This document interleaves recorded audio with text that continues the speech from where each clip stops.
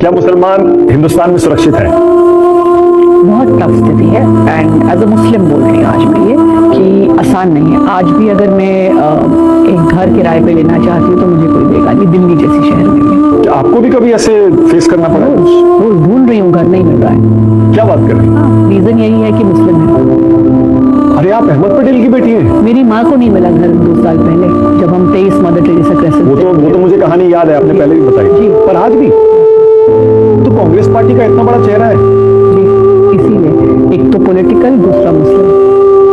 तो बिल्कुल तो ये आपको क्यों लगता है कि मुस्लिम है इसलिए चेहरा नहीं मिल रहा? क्लियर कट बोलते हैं कि मुस्लिम फैमिली नहीं देना चाहते अपना घर।